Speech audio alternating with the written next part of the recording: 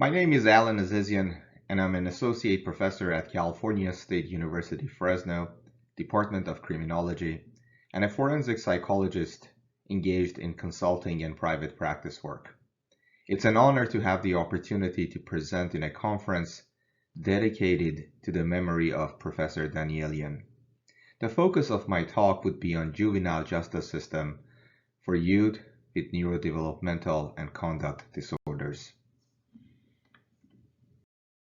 I would like to start by making some introductory comments about criminal behavior in general prior to speaking about youth. Crime over the lifespan is one of the most consistent findings in criminology. It has been replicated in various settings, countries, and timelines. As shown in the figure, criminal behavior escalates in the early teenage years, around 13 or so, all the way to mid-20s, and then it declines sharply. Some take this as one of the promising things of aging. We become less criminally oriented. When we examine involvement of youth in the criminal justice system for the past 40 years, we come across some significant changes. This particular data comes from the United States. Youth is defined all the way to age 17, and official arrest for all offenses serves as a proxy for criminal activity. In 1996-1997, close to 2.7 million youth were arrested for a criminal offense. This number declined by 84% by 2020. Similar to most things, there are different explanations for this decline. But one of the major contributors has been legislative changes in the juvenile justice system. Age has an important role in criminal responsibility, and naturally it influences the way that we think when we praise, blame, reward, or punish a person. The reasoning is that the person is responsible for the action, the mind has something to do with that action, and the brain ultimately accomplishes the function of the mind. And all these components are sensitive to developmental changes. The person's age also has influence on the way that we think about another feature of common law known as mens rea. The person's state of mind at the time of the offense, also known as the guilty mind. In order for something to be considered criminal, two conditions must be present. Actus reus, the action of the convict or the prisoner, as the loose translation goes, plus the person's intent or state of the mind at the time when the offense was committed. Actus reus, the action without having the intent is not necessarily in and of itself considered a criminal act. Considering that a person's age influences the way that we think about these important legal concepts such as criminal responsibility, mens rea, intent, this gets even more complicated when there's brain damage, there's a mental disorder, disturbing the processes of the organ that accomplishes intent, as well as presence of neurodevelopmental changes. Some of these neurodevelopmental changes were demonstrated by the work of Dr. Paul Thompson from UCLA using neuroimaging and cortical thickness as a proxy for brain maturity, showing that the areas of the brain that we associate with intent, that requires attention, planning, memory, reasoning, are sort of the last frontiers to mature in the brain, and a process that may last all the way until late 20s. In the United States, the need for juveniles for having a separate court system was recognized more than a century ago, when in 1899 the first juvenile court was founded in the state of Chicago. Within 20 years or so, almost all states had introduced a juvenile court system. The idea behind this court was to focus on the need and not necessarily the deed of the juvenile. This made a lot of sense to people. However, these courts practiced with some irregularities, leading to concerns over violation of constitutional rights. One of these cases that reached the US Supreme Court was the case of Gerald Galt, who had made an obscene call to his neighbor. Gerald was arrested, held overnight without notification to his parents. His rights to counsel were denied, and he was ultimately placed in a boarding school for over 6 years. Another change occurring at the same time period was the occurrence of several sensationalized high-profile cases, leading to public cry that juveniles were not being held responsible and they were getting away with murder. This notion of introducing severe, swift punishment for juveniles is closely associated with one of the slides that I showed you earlier. In 1996, 2.7 million juveniles being arrested. Examining the recidivism data, this also did not turn out to be that effective. In California Youth Authority, the recidivism rate for juveniles at some point was around 90%. Now think about this number, that 9 out of 10 juveniles going to these institutions were going to offend after release from them. And then more recently, in which there's been a greater focus on rehabilitation and approaches in deterring juveniles, teaching them skills to prevent them from offending. This is an actual image of a juvenile court from 1920s. It strikes most people as unusual for a court atmosphere. There is the judge who appears to be having a conversation instead of proceeding over the case, handing down a sentence.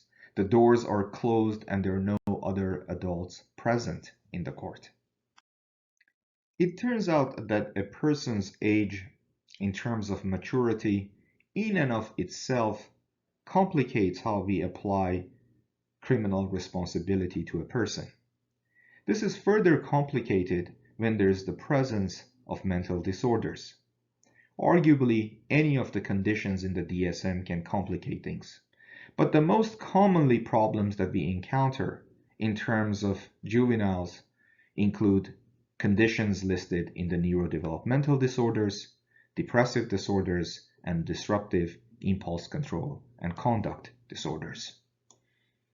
The specific disorders under this overarching classifications includes attention deficit hyperactivity disorder, disruptive mood and dysregulation disorder, although we know less about the statistics associated with this condition and the criminal justice system due to its recent formulation in the DSM, conduct disorder, and oppositional defiant disorder.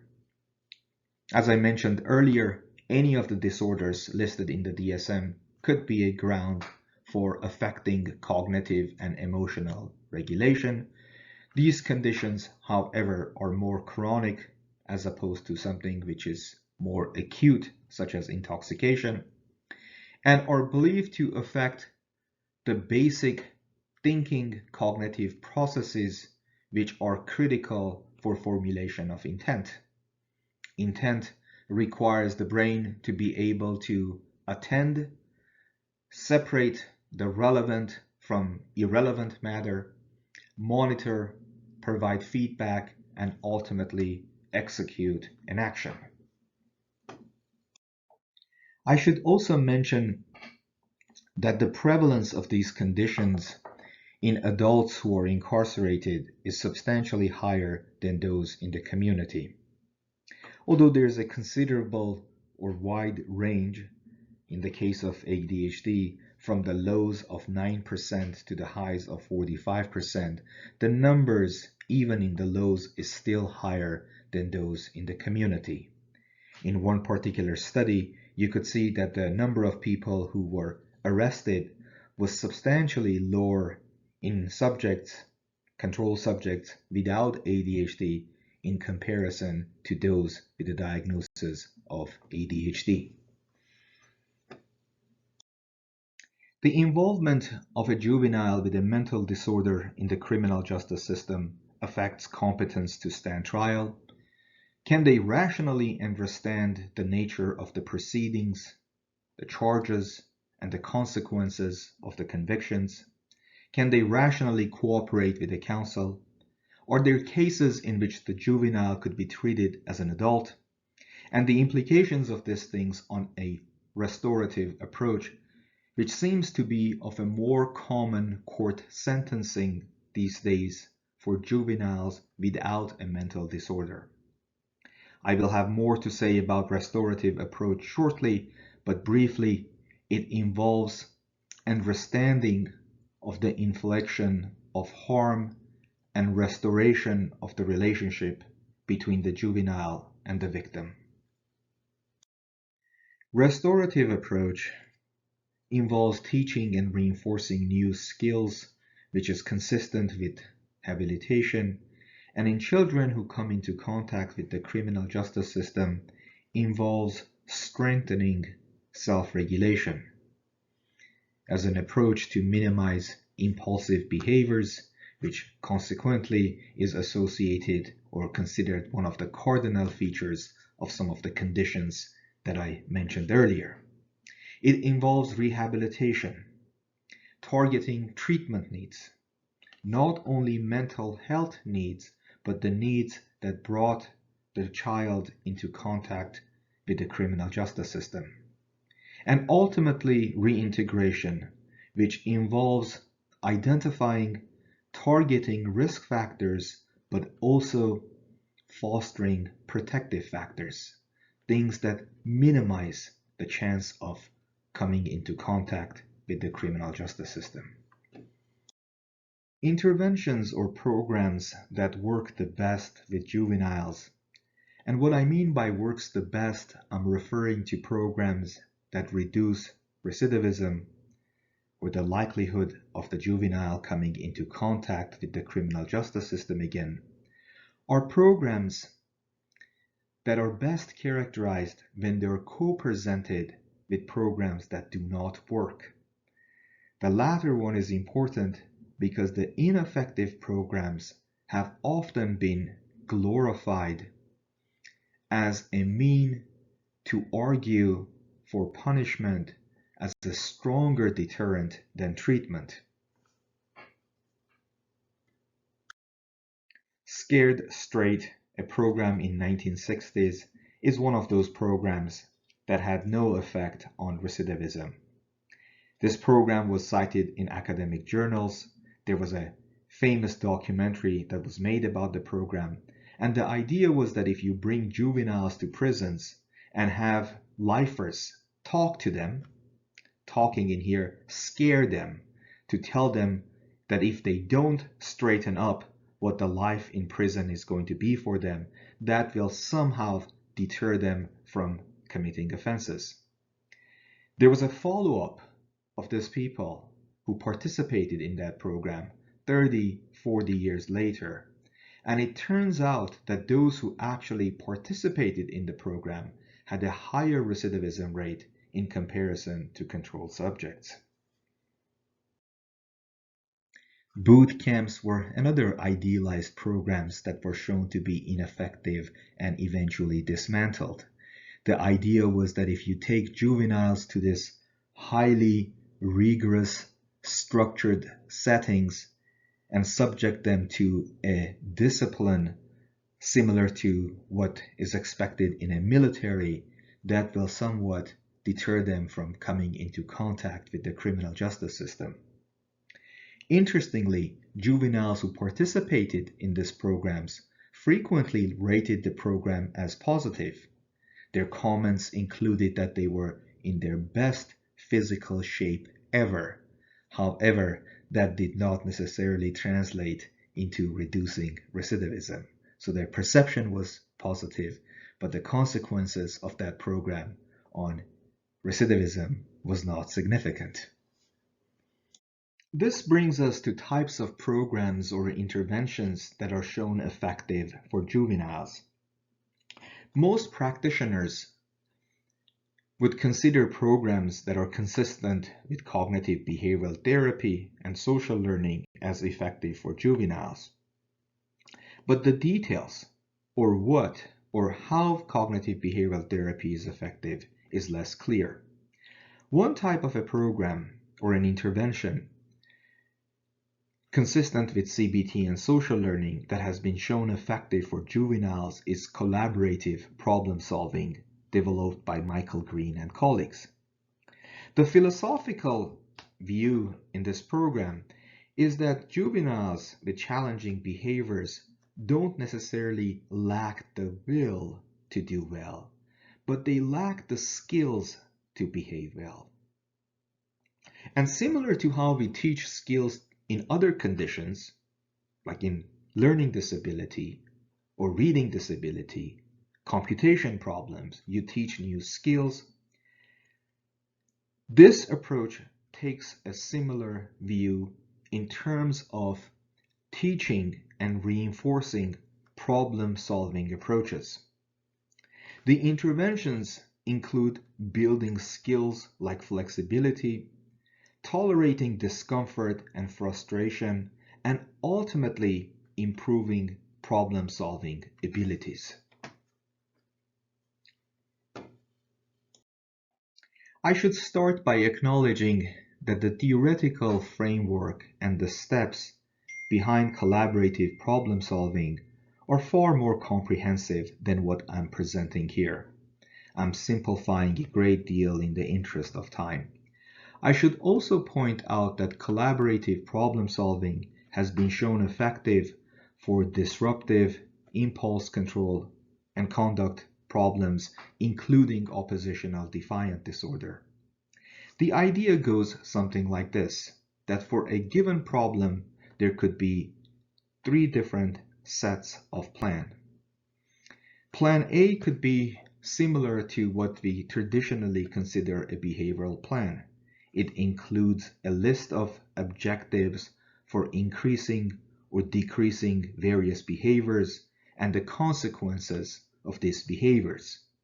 And if you have worked in these settings, you probably are familiar that these plans are put together and they're dropped after some time because they're ineffective.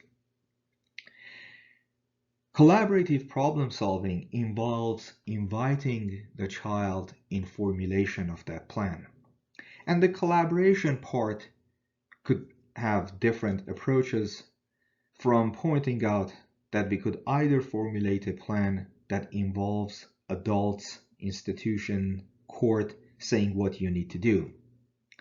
Plan C may involve what you want to do, but Plan B may involve collaborating together, making compromises, and putting a plan together. It includes being empathic and a full understanding of what the child considers to be a problem. It involves defining the problem in a sense that the child can understand, and then invitation for finding out solutions for resolving the problem. To summarize the presentation and provide context for present and future directions, at the very least, currently, there seems to be a greater focus in providing the chance to learn from mistakes, focusing on rehabilitation instead of punishment of juveniles.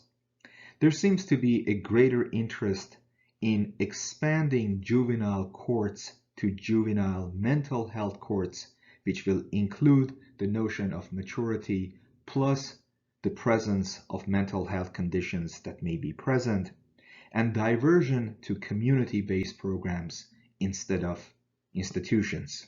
In other words, diverting the person from the criminal justice system instead of placing the person in the criminal justice system. Thank you for your attention.